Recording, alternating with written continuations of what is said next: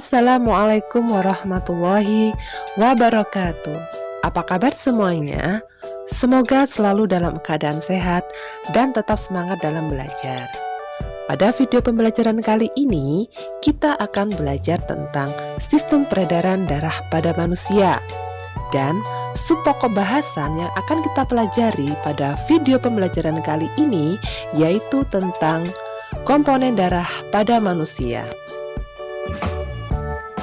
Komponen darah pada manusia. Darah kita terdapat di dalam pembuluh darah. Dalam kondisi normal, volume darah setiap orang lebih kurang 8% dari berat badannya.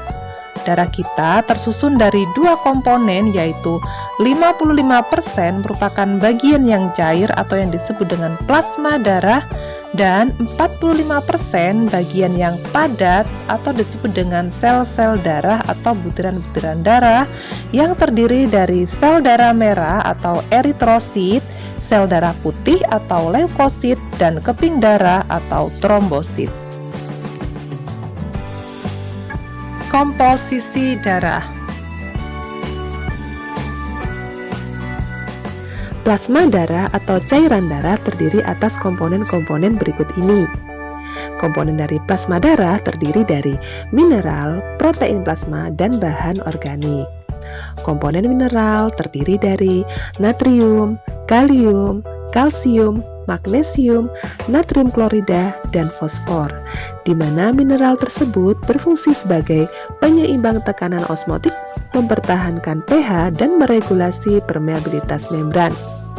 Protein plasma terdiri dari albumin, hormon, fibrinogen, dan protrombin, dan globulin, di mana protein plasma mempunyai fungsi sebagai penyeimbang osmosis, mempertahankan pH, pembekuan darah, dan imunitas.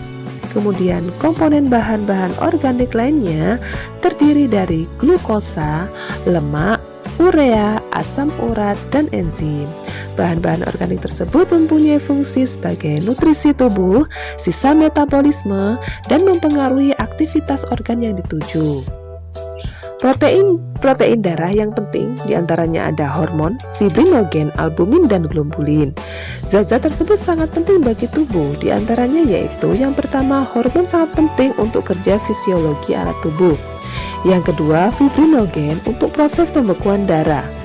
Yang ketiga, albumin untuk menjaga tekanan osmotik darah.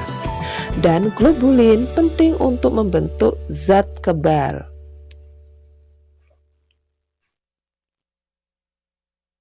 Sel-sel darah.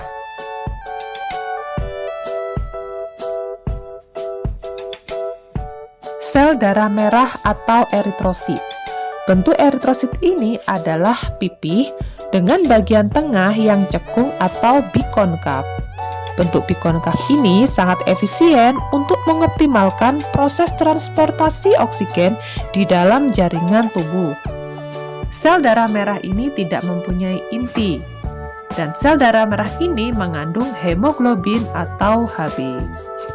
Fungsi dari sel darah merah ini yaitu mengangkut oksigen dari paru-paru dan mengedarkannya ke seluruh jaringan tubuh. Reaksi pengikatan oksigen oleh hemoglobin sebagai berikut. Hasil dari reaksi ini akan menghasilkan oksihemoglobin yang nantinya akan diedarkan ke seluruh sel-sel tubuh.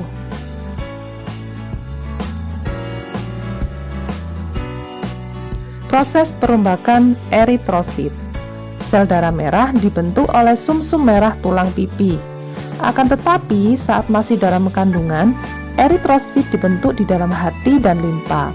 Sel darah merah menjadi usang dan tidak efektif lagi melaksanakan fungsinya setelah berumur lebih kurang 120 hari.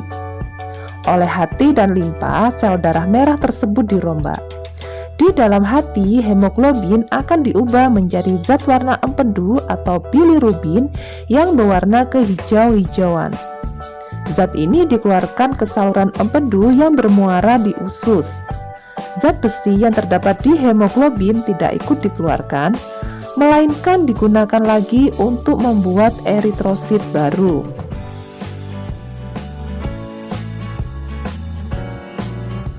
sel darah putih atau leukosit.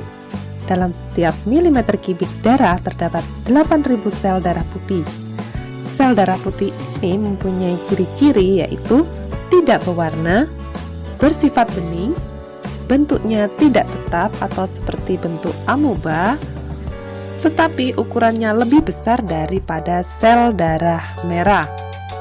Fungsi dari sel darah putih ini yaitu untuk melawan kuman yang masuk ke dalam tubuh dan membentuk zat antibodi. Zat antibodi ini adalah zat pelawan benda asing atau antigen yang masuk ke dalam tubuh.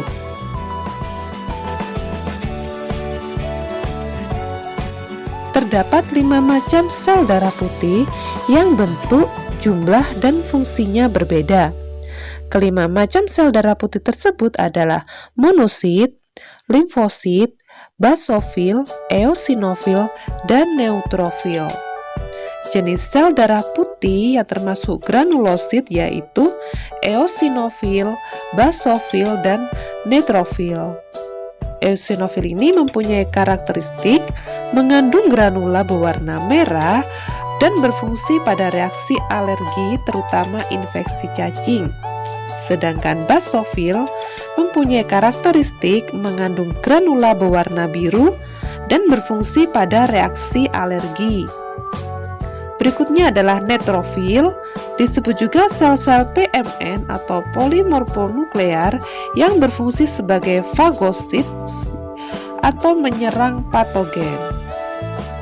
Kemudian jenis sel darah putih agranulosit terdiri dari limfosit dan monosit, di mana limfosit ini mempunyai karakteristik ada 2 jenis selnya yaitu sel T dan sel B.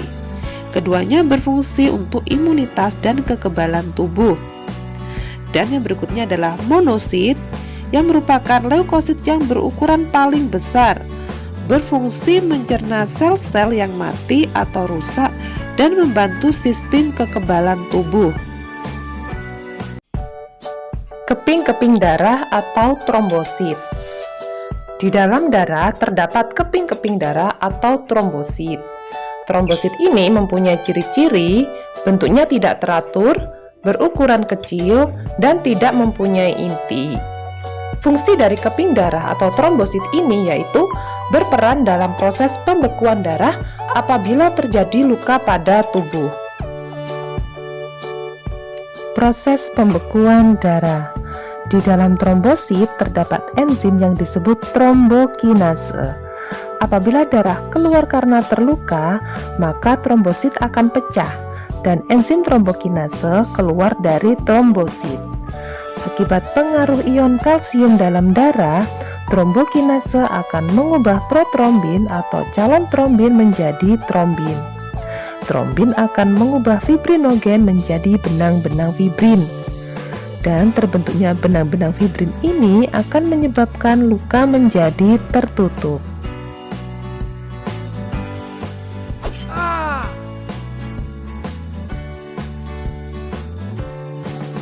Proses pembekuan darah atau penggumpalan darah merupakan proses yang kompleks untuk mencegah tubuh kehilangan banyak darah ketika terjadi luka.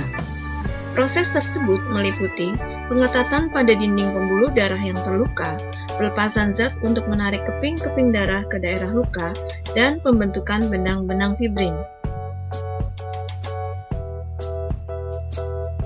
Dalam proses pembekuan darah, keping-keping darah atau yang dikenal dengan trombosit menyentuh permukaan luka yang kasar dan pecah mengeluarkan enzim trombokinase. Trombokinase akan mengubah protrombin menjadi trombin. Protrombin merupakan enzim yang belum aktif, berupa senyawa globulin yang dihasilkan di hati dengan pertolongan vitamin K. Sedangkan trombin merupakan enzim yang sudah aktif. Pengubahan protrombin menjadi trombin memerlukan zat kalsium untuk mempercepat proses tersebut. Trombin mengubah fibrinogen atau protein yang larut dalam plasma darah menjadi fibrin yang berbentuk benang-benang.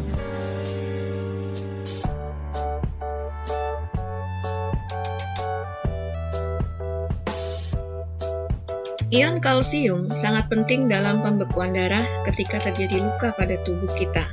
Tanpa ion kalsium, proses pembekuan darah tidak dapat berlangsung. Darah akan terus keluar dari tubuh sehingga dapat menyebabkan kematian. Fungsi ion kalsium atau Ca2+ pada sistem peredaran darah manusia menunjukkan bahwa ion sangat penting bagi kehidupan manusia. Dan manusia tidak akan dapat hidup tanpa adanya ion-ion.